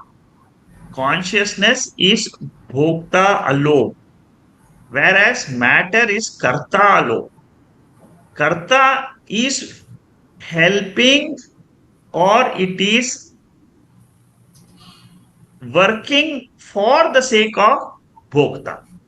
The entire world is nothing but it is matter which is meant for bhokta, which is consciousness, which is Purusha. Purusha also exists independently, matter also exists independently. Maya theory is introduced by Advaita as a lower nature. Lower nature means there is no Paramarthika Satyam and Bhavaharika Satyam in case of Sankhya. In Advaita Vedanta, this two different orders exist. In Sankhya, both have got the same order of reality. Matter also is independent, both are having the same order of reality. And therefore, they have lot of issues. And they say Atma is there in every body and Atma is many. These are all different problems of Sankhya. which Shankaracharya will bring about in the future, in the future deliberations which we will be having. We have another 200 slides on this one verse itself. That is the beauty of Shankaracharya Bhashyam. So, Manikandan, I have explained to you briefly. Is it a little bit clear? Yeah, only final conclusion is Maya is a matter only in that case. It's Correct. consciousness only exists. See, The remaining all Maya matter. is Anatma, is a part of this Anatma world. Maya is a part of Anatma world. Maya is the power. Matter is the Panchabhutas. But what is that? Maya means what? Sattva, Rajas, and Tamas. Whenever we say Maya, you must understand Maya means three things: Sattva Guna, Rajo Guna, and Tamo Guna. These three put together, is called as Maya. Maya explains the entire creation, because from Prakriti only the entire creation comes about. In Tattva Bodha, we have learned that. Sattva, all these sattvic elements put together, they form the mind. The Rajoguna aspect of all the five elements becomes the Prana. See, our Tattva Bodha is very, very beautiful. It explains creation very, very well. Shankaracharya's Tattva Bodha text is extremely interesting. So, Manikandan, is it clear? Yes, Maya yes, is Secretary. part of Prakriti. Okay, clear, Secretary. Thank you very much. Thanks a lot. Another name for Maya is Abhyakrita or unmanifest. See, for example, we all experience Maya Shakti. Maya Shakti has got manifest and unmanifest. Unmanifest is our sleep state. Manifest is waking and dream. So, Maya is part of the Anatma Prapancha only. It is Prakriti, it is a part of Anatma, it is Jadam without consciousness principle. It is a mixture of Maya and Purusha, which is experienced by all of us as the creation. Whenever we are experiencing the creation, you must always remember it is a mixture of consciousness and matter. Any experience is a mixture. That is why in Advaita Vedanta, Shankaracharya in Brahma Sutra, he says, all our waking state is adhyasa. Dream state is adhyasa. Sleep state is adhyasa. What we have to learn to do is remove this adhyasa and see what is the substratum, what is the adhisthana. Don't get caught up with karanam and karyam theory when it comes to moksha. When it comes to moksha, when it comes to freedom from this body, I should identify myself with the adhishthanam for the universe, which is pure consciousness. Knowing this consciousness, understanding this consciousness, it gives me freedom. If you understand this clearly, Advaita Bashyam, Adhyasa means superimposition. Our entire waking state is Adhyasa. Dream state is Adhyasa. Sleep state is Adhyasa. But for this Adhyasa, for this misconception, superimposition, there has to be a substrate. Or for a rope snake Adhyasa, a rope is the Adhisthana. For mirage water, sand is the Adhisthana. For dream, waker is the Adhisthana. For waker, Atma is the Adhisthana. And what is the nature of Atma? Independently, it can exist. What is the nature of Atma? It is consciousness, Satchit Ananda Swarupa. Good question, Manikandan. I mean, I can go on and on because the entire concept of moksha can be explained with this Pradhanam and Purusha.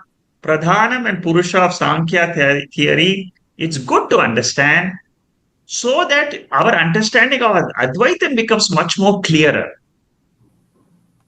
That is why these debates are useful to make my convictions of Advaita Atma and claim our pure nature and be free. Thank you. Thank you, Segarji. Thank Thanks a you. lot. Anybody else has a question? I have, I have, Nandu? yeah. Yeah, Nandu, Nandu, go go ahead. ahead. Hariom, sir. Thank you. Very nice session. A couple of clarifications, and it is considered like Sankhya as a Pradhana Mandir, and all the others like Ayu, Purupakshi, like Sankhya is closer to considered to be like yoga, and in yoga they believe on the Ishwara because it comes like Ishwara Pranidhana Sutra is coming there. And Shankaracharya already defeated, the Sankhya. So for us, I believe no need to go with like other things, theories. But even in Advaita, as per like my understanding, Ishwara we are considering, and like in mathematics, how we take like x as a like example, and once your equation is solved, so Ishwara like say x is like we are giving back something like that. So that is the something similar understanding on the Ishwara, because when we say like Advaita, and there is only thing is about the consciousness only, nothing else. Good. Is that yeah? Yeah, your thought process is correct, Nandu. See, when we talk about creation, we always use that X factor. That X factor is Maya or Ishvara. It's the same thing. Maya Shakti is nothing but Ishvara Shakti. So what you're saying is correct. That we give we talk about some X factor, and then that X factor we negate it. We negate the X factor because we can do that negation because it is badaha. Means it can be negated. Why it can be negated? Because in sleep state, what happens is I don't have any experience of creation. See, always remember we must use three things to come to a conviction: Shruti, Yukti, and Anubhava. Shruti says you are Brahman, you are pure consciousness. That is what Shruti says. I accept, I have to abide in it. What does Anubhava says? Anubhava says in the deep sleep state, I don't have any experience of the world. Therefore, creation can be negated. I'm not saying it has to disappear completely. What we are saying is, for the sake of finding out what the truth behind the universe, I can negate the universe because it is not experienced all the three periods of time. Whereas I am is experienced in all the three periods of time. Nobody says I am not. Everybody says I am there in the dream state, I am there in the sleep state, I am there in the waking state. What is this I am is our question. This I am is answered by beautifully in these Upanishadic talks. Good question, Nandu. You are right. The X factor is nothing but it has to be Maya Shakti or Prakriti or Ishvara, but it can be negated. Thank you, sir. And another thing about like today's meditation also, I think beautiful subject. And Jyotishamapi Jyoti. So I believe it's something similar what we learn in Kenopanishad, like eye of eye, ear of ear. So Yes. it's Shrotasya Shrota, like it is the Jyoti of that Jyoti. It is Jyotisham api Jyotihi. It is the light behind the ears, the light behind the eyes. I am that light. Just meditate on this one verse. It's such a powerful verse. It can I mean you can meditate daily on this one mantra of Bhagavad Gita. It can give so much of joy to you. It can uh, give out our nature. You see, the more you meditate on this aspect of the light of all lights. You're right. It is the same as the Keno Upanishad mantra. It is Satyasya Satyam. In Brahadanika Upanishad, it is called as Satyasya Satyam. It is Satyam. Vyavaharika is Satyam, no doubt. But Paramarthika Satyam is, it is Satyasya Satyam. That light of consciousness never disappears. It never, and that is what I am. That is my Swarupa. Yeah, Bharat, you wanted to say something regarding this? Yeah, I see your remark. Oh, hello, Shakaji. Can you hear me okay? Yeah, I can hear you. Go ahead. Yeah, I just wanted to understand a bit more about when we say we falsify in a normal sense, are we falsifying the absolute independent existence of whatever we see, like, feel or hear? And by doing that, we're drawn inwards. So is neti neti the first step of neti neti simply to question the independent existence of whatever we're experiencing? Hence, the next step is to think about the experience, and then the next step after that, we're drawn further inwards towards our conscious swarupa. Would that be correct? Yeah, you're right. Absolutely right. See, neti is always with reference to Vyavaharika Satyam.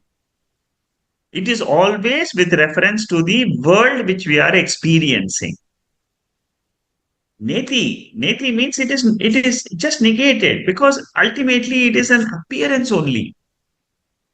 See, why do we? What is very easy to understand about this falsity of the world is our experiences of yesterday, day before yesterday, last week, last month, last year. Our experiences are just continuously changing. What Upanishad says is this changing experience is not factual. It is there, it is experienced, but it is not factual. So why neti? That is the only way to negate the world. Jagan Mithyatvam is possible only by neti. And then what happens? When you have negated the entire universe, Upanishad says Atma is self-illumining and it is self-existent, and that is your nature. So don't try to go again and try to look for Atma. Whatever is the remainder is your nature. It is Atma. And this way, when you study this Upanishads and negate the world, what happens is you are falsifying the world by apavada, by negation, and holding on to the adhishtanam substratum, which is your real self. The paradox is what is real self is covered completely till we come to this Advaita Jnana. We take the world as real, and Atma as something, for example, most of us, we don't even know Atma. And so Atma is completely covered. By Vedantic study, what we say, world is to be covered, Ishavasyam idagam sarva. Yat kincha jagatam jagat. First verse of Ishavasya Upanishad. There, Shankaracharya's beautiful commentary, he says, we correct our mistake and says, you cover the world and illumine your own nature as Satyam, as Chaitanya. Very beautiful commentary of Ishavasya Upanishad, first mantra. What exactly you're saying, Bharat, is perfect. You drop the world, which is Vyavaharika Satyam, and then don't wait for anything else to happen. The balance is what is your real nature, which is what is Pratyagatma. Pratyagatma is the self. That self is Atma. Inner May I essence. ask you? Yeah. May I ask you one more question, just to check my understanding? So there is a fantastic metaphor of the mirror and the original face, and in the mirror you can see the reflected face. You see the experience of the reflected face, but the reflected face doesn't actually exist in the mirror, and it doesn't actually exist in the original face. So in the same way, the experience via the mind and consciousness, this mix up, the experience itself has actually no basis, has no substratum. It is mithya, it's neither here nor there, just like the reflected face you'd see in a mirror. Would that be correct? Yes, you're right. It's good. I'm very happy to see your understanding of the subject. Very, very deep understanding you have. Uh, you see, the reflection of the mirror is abhasa, abhasavadi, or bimba pratibimba. You are seeing your face Yeah. and you're seeing pratibimba, which is your reflection. For others, of course, Bharat has understood this. For others, what you should remember is I am that consciousness which is the original face. I alone can exist.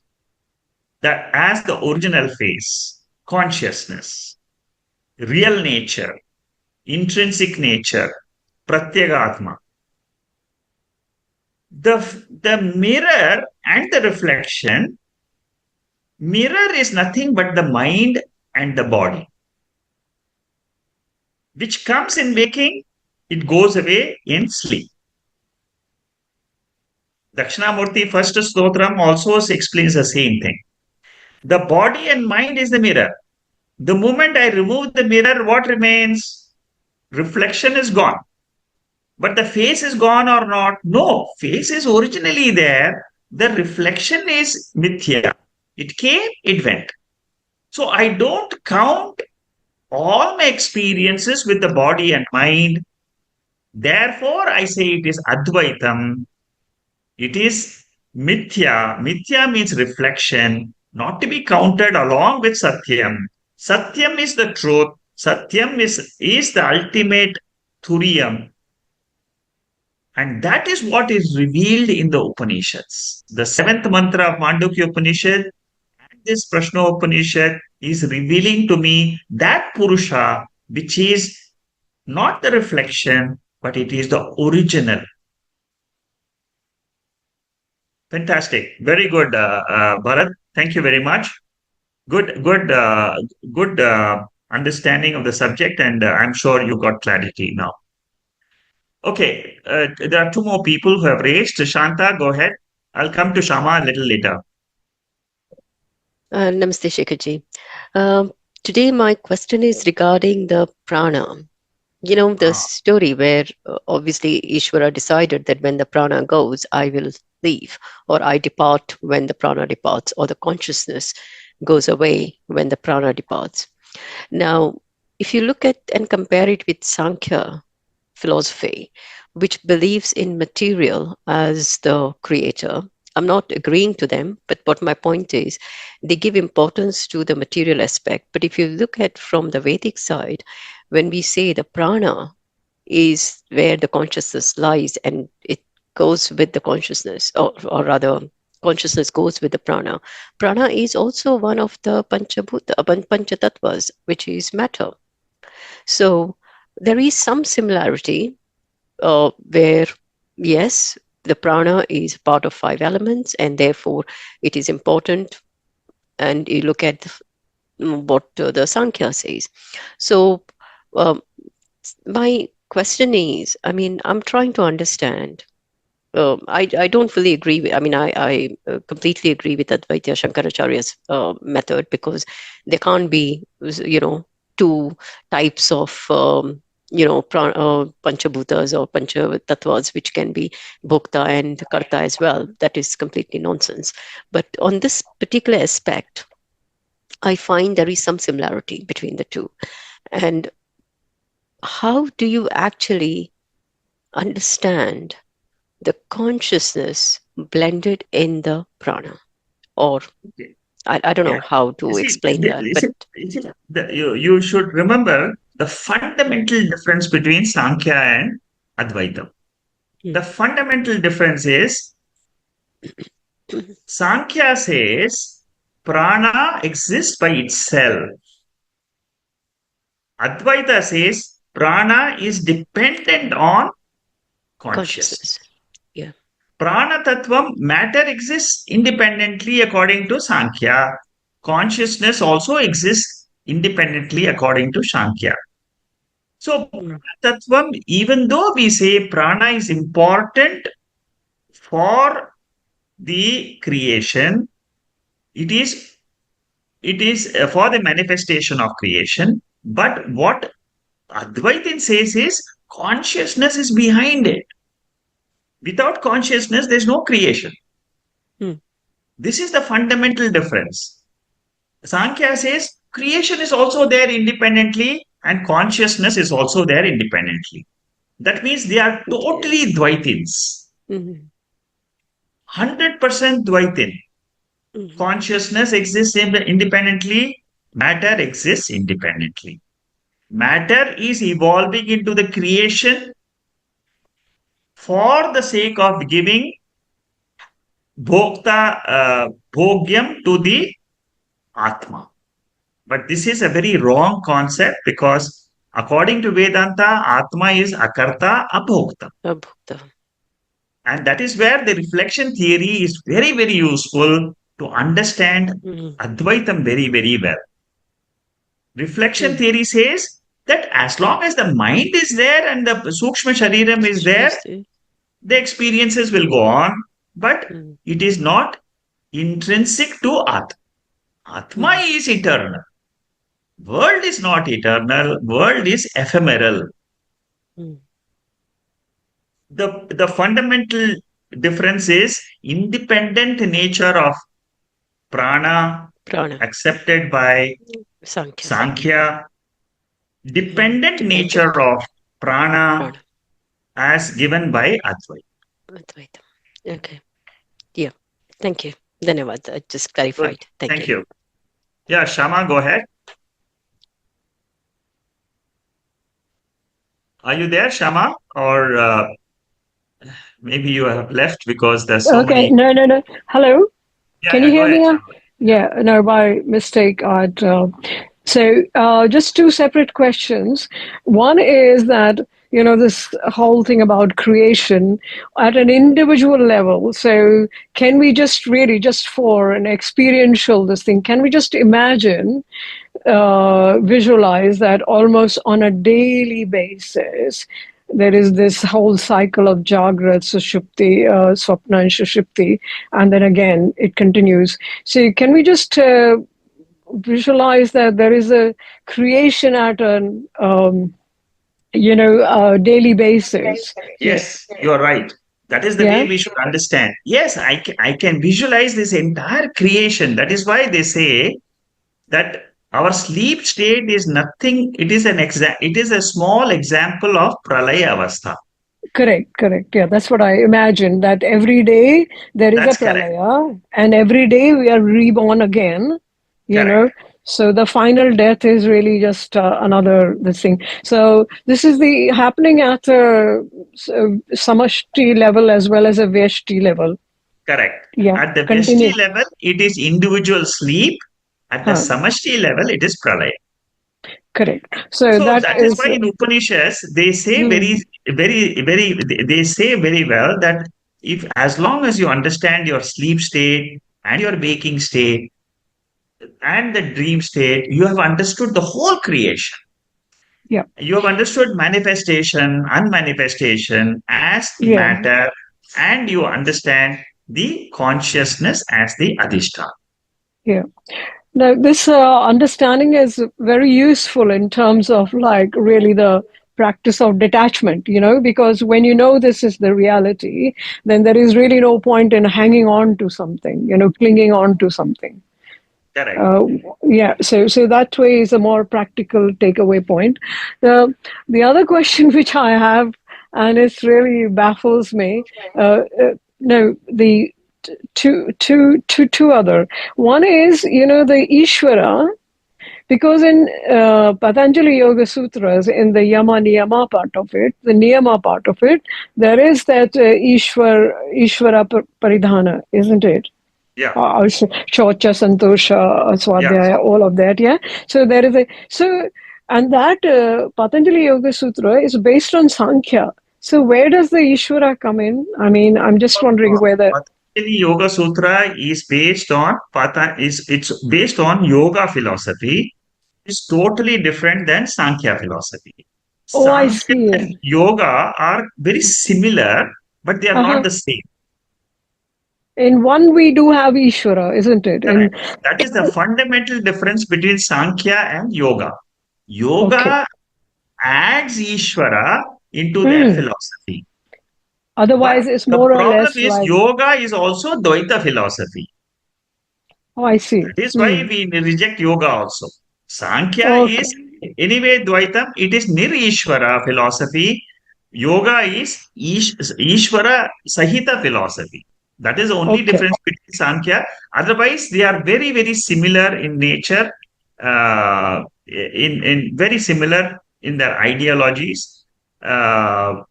Most of the things are which Sankhya believes, Yoga also believes. That is why we club together Sankhya, Yoga together, and then Nyaya and Vaiseshika, we club them together. Oh, I see. Okay, wonderful. Thank you. And the very last one, which always bothers me, you have said, Ishvara is the Shrishtikarta, haven't you? Many Yes. times. Yeah. Yes. And Ishvara is also the Karma Phalvadata. Correct. Yeah. Ishvara is also a mixture of matter and spirit.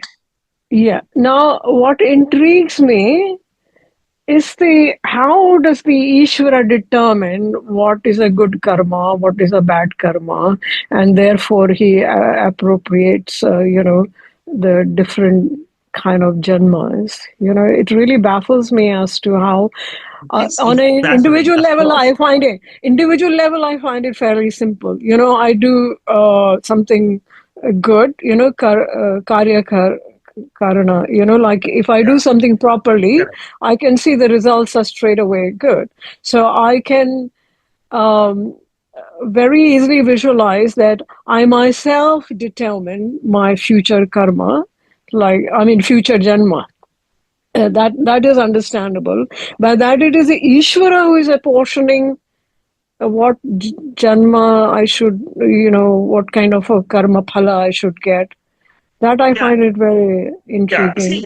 most of this theory about Ishvara as a karma phaladata, it Hmm. is mainly to satisfy the curiosity of creation.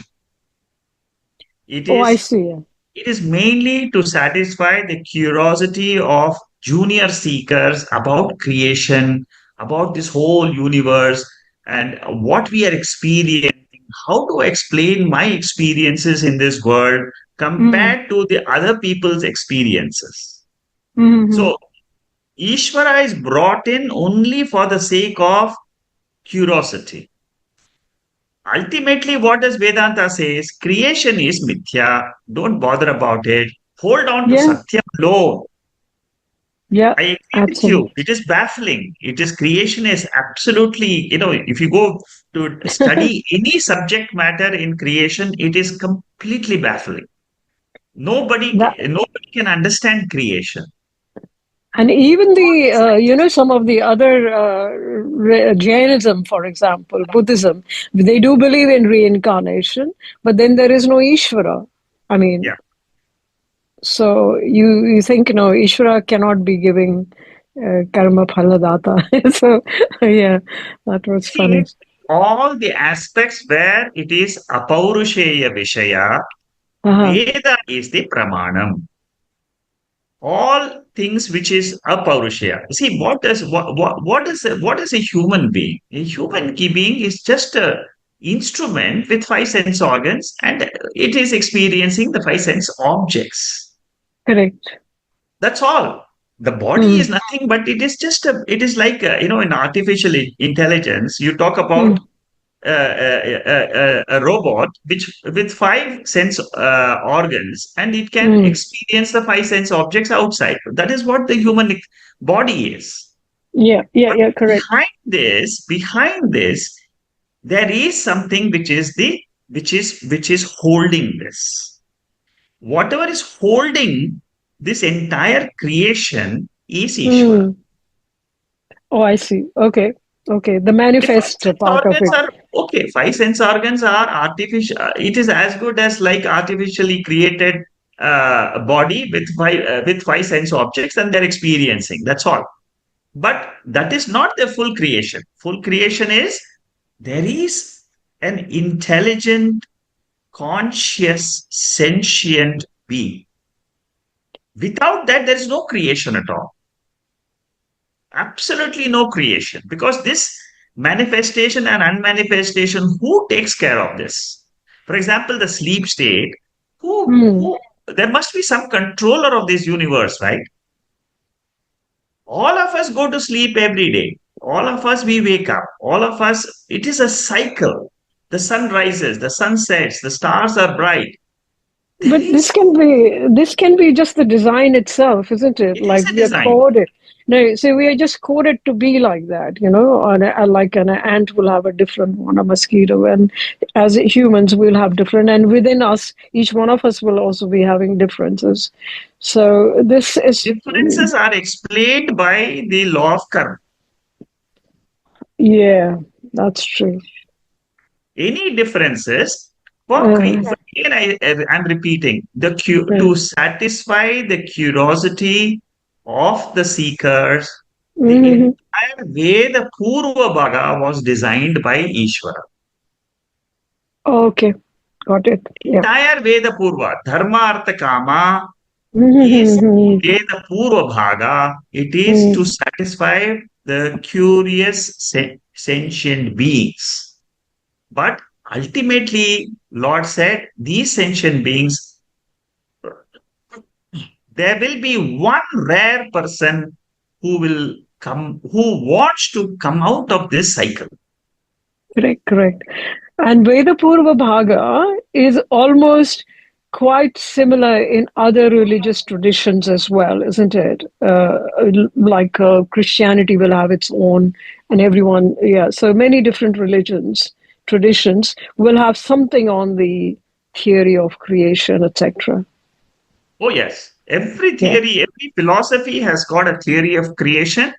They will try to explain Jiva, Jagat, Ishwara. All philosophy.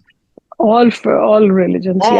You take any Sankhya, Yoga, Christianity, Islam, everybody, ultimately, when you go to study the Bible or Quran, ultimately you will find them giving you explanations of these three only.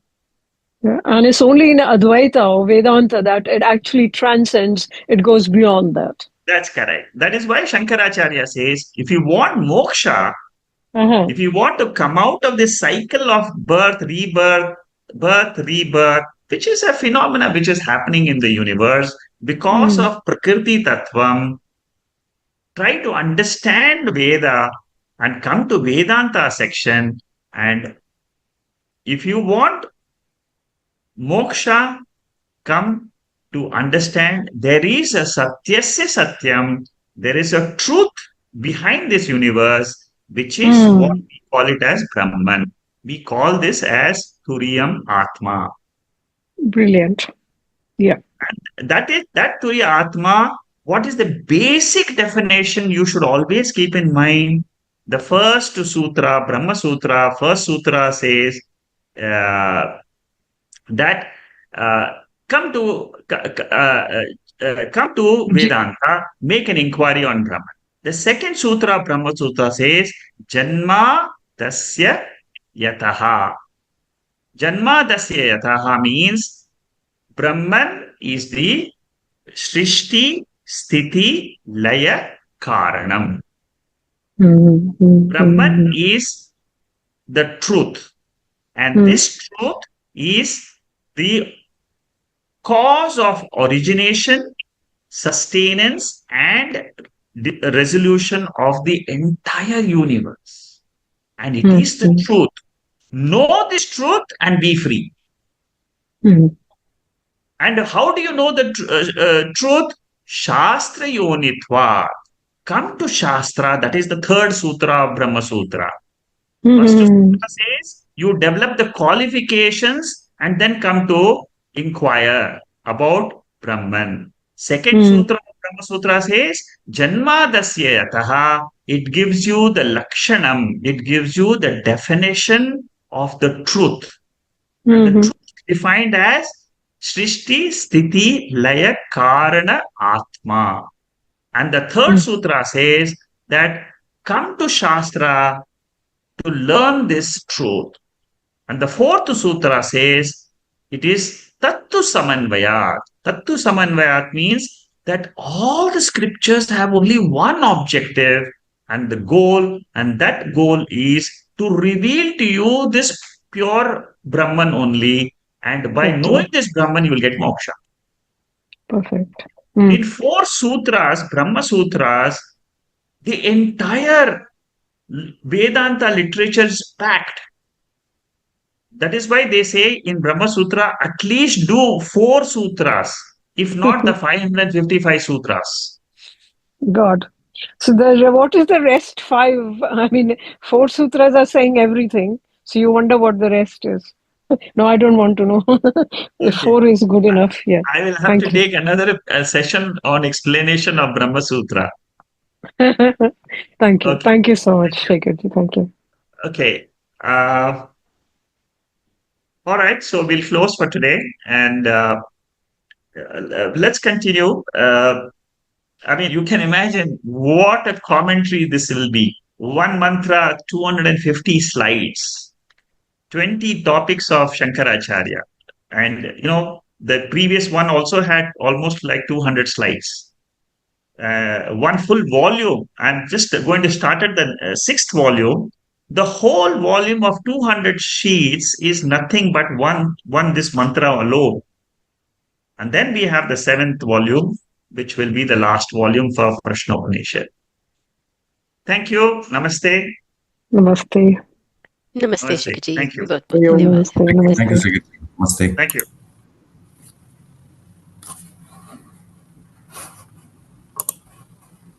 Thank you. Hari Om. Om. Thank you. Namaste. Namaste. Thank you, Shekharji. Thank you, Bharat. Very good feedback from you today. Excellent. No, thank you very much. And it's really interesting what you said to Shaimavan. This notion of creation, manifestation, and the clue in Prasno Upanishad where, this Sankhya and duality of Purusha and Prakriti. Prakriti itself, and the way Krishna describes Prakriti as Ishwara. So